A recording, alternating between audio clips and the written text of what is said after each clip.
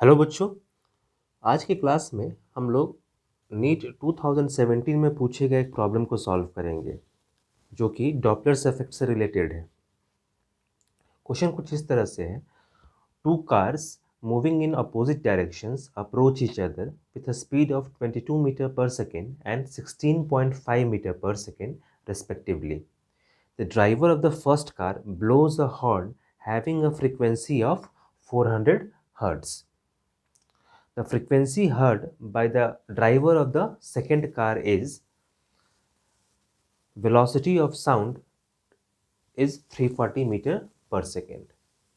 ठीक है, नीट 2017 में ये पूछा गया सवाल है। तो इस प्रॉब्लम को कैसे सॉल्व करना है, पहले डायग्राम की हेल्प से हम लोग समझते हैं। पहले इस प्रॉब्लम को समझ लेते हैं। इस प्रॉब्लम में क्या कहा गया है। सपोज कार ए को हम लोग यहाँ शो करते हैं और कार बी को यहाँ शो करते हैं। दोनों का स्पीड मेंशन किया गया है। कार ए का स्पीड 22 मीटर पर सेकेंड है और कार बी का स्पीड 16.5 मीटर पर सेकेंड है। और प्रॉब्लम में ये दिया गया है कि कार ए जो है वो एक साउंड प्रोड्यूस करता है जिसका फ्रिक्वेंसी कितना है, 400 हर्ट्ज। क्वेश्चन में पूछा गया है कि कार बी का जो ऑब्जर्वर है वो इस फ्रिक्वेंसी को कितना पाएगा या कितना ऑब्जर्व करेगा, यानी एन डैश कैलकुलेट करना है। एन दिया गया है 400 हर्ट्ज और ऑब्जर्वर बी जो कार में है वो इस फ्रिक्वेंसी को कितना ऑब्जर्व करेगा, ये फ्रिक्वेंसी एन डैश हम लोग को पता करना है। अगर डॉपलर्स इफेक्ट के फेनोमेनन को जानते हैं तो आसानी से इस प्रॉब्लम को सॉल्व कर सकते हैं। तो सबसे पहले इस पूरे इन्फॉर्मेशन से हम लोग कैसे आगे बढ़ेंगे, उसके लिए जो मैथमेटिकल फार्मूला है पहले उसको लिख लेते हैं। डॉपलर्स इफेक्ट में हम लोग वेल नोन फार्मूला यूज़ करते हैं और ये जो फार्मूला है पहले इसके वेरिएबल्स को समझ लेते हैं। एन डैश जो है ये कैलकुलेट करना है, ये ऑब्जर्वर जो ऑब्जर्व कर रहा है उसके लिए फ्रीक्वेंसी है। ठीक है, v जो है वो वेलोसिटी ऑफ साउंड है। यहाँ पे जो v है और यहाँ जो v है वो है वेलोसिटी ऑफ साउंड, जो कि प्रॉब्लम में दिया गया है 340 मीटर पर सेकेंड। ठीक है, b क्या है, तो b जो है वो ऑब्जर्वर b का वेलोसिटी है जो कि इस फ्रीक्वेंसी को फील करेगा या ऑब्जर्व करेगा। a जो है स्मॉल a वो वेलोसिटी ऑफ सोर्स है। सोर्स कहने का मतलब है जो साउंड प्रोड्यूस कर रहा है।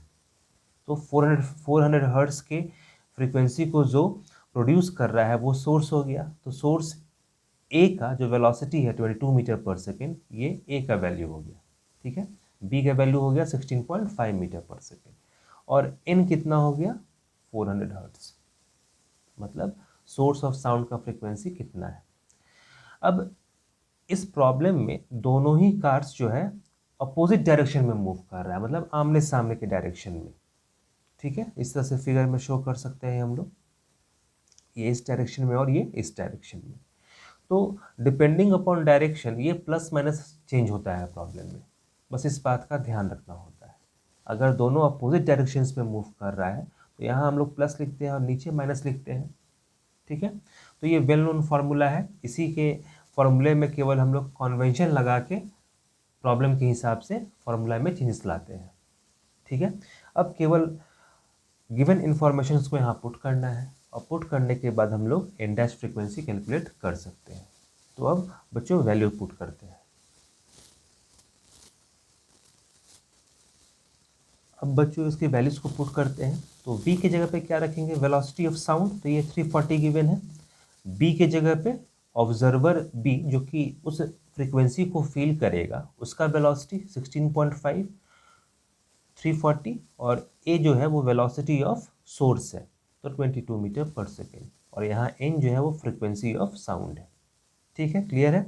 अब इसको फर्दर सॉल्व करते हैं। ऐड करने पे 340 प्लस 16.5 कितना होगा, 356.5। 340 माइनस 22 हो जाएगा 318 मल्टीप्लाइड बाई 400। अब इस फ्रैक्शन को सॉल्व कर लेते हैं ये कितना होगा। 356.5 डिवाइडेड बाई 318, इस फ्रैक्शन को हम लोग लिखेंगे नियर अबाउट 1.12। ठीक है, इस पूरे वैल्यू को हम लिख सकते हैं 1.12 और इसको मल्टीप्लाई करना है 400 हर्ट्ज से। तो फाइनली बच्चों हम लोग एन डैश के जो वैल्यूज को फाइंड करेंगे वो क्या है, 112 मल्टीप्लाइड बाई 400 दैट इज 448 और फ्रीक्वेंसी है तो यूनिट क्या हो जाएगा, हर्ट्ज। तो ऑब्जर्वर बी जो इस कार में है वो 448 हर्ट्ज फ्रीक्वेंसी को फील करेगा। एमिटेड साउंड का फ्रीक्वेंसी कितना है, 400 हर्ट्ज, और जो फील कर रहा है वो कितना है, 448 हर्ट्ज। यही तो है डॉपलर्स इफेक्ट। ठीक है, तो इस तरह से हम लोग अगर फॉर्मूला को अच्छी तरह से समझते हैं, जानते हैं, तो गिवन कंडीशन में कैसे फॉर्मूला को साइन कन्वेंशन के हिसाब से यूज करेंगे और कैसे सॉल्व करेंगे, उसमें कोई दिक्कत नहीं होगा। तो इस तरह से हम लोग इस प्रॉब्लम को सॉल्व करेंगे। ठीक है, नीट 2017 में ये सवाल पूछा गया था और इसका रिजल्ट क्या होगा कि जो अपरेंट फ्रीक्वेंसी है एन डैश वो कितना होगा, 448 हर्ट्ज। क्लियर है।